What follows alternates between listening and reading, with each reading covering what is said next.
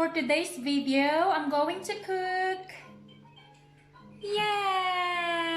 stir-fry mussels, or in Tagalog, ginisang tahong. Come and join me, let's cook together. And here are my ingredients: garlic, onion, ginger, spring onion,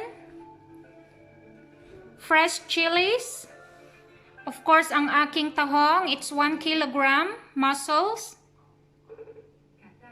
my tomato, fresh tomato, fish sauce, and my ground black pepper.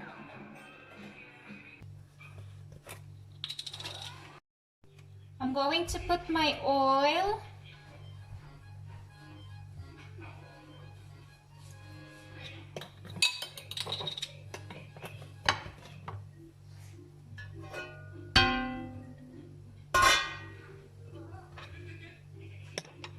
Then I'm going to put first the garlic. Stir fry for 2 minutes. My garlic is ready. Now I'm going to add my onion and my ginger.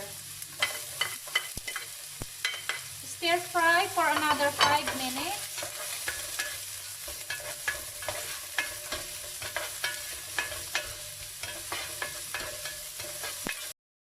After 5 minutes, I'm going to add my tomato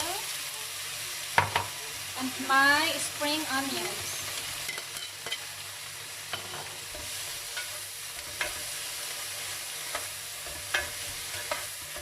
And then cook for another 5 minutes.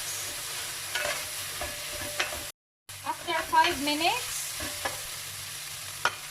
I'm going to add my mussels.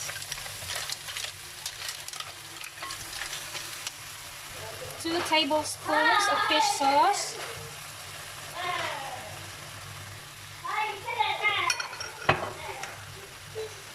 Just going to add some ground black pepper and add my fresh chilies. Stir. Yan, haluin lang natin siya ng konti.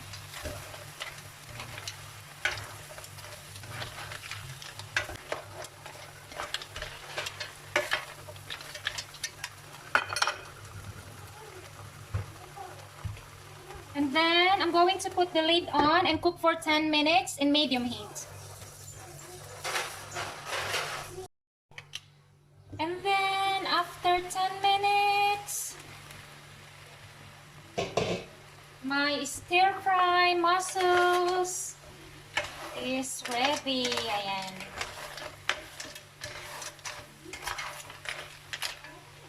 Okay. Ito na po ang aking ginisang tahong. Ayan, stir-fry mussels. Ayan. Quick and simple, very easy to make. I hope you like my cooking. Until the next time, see you again. Bye everyone.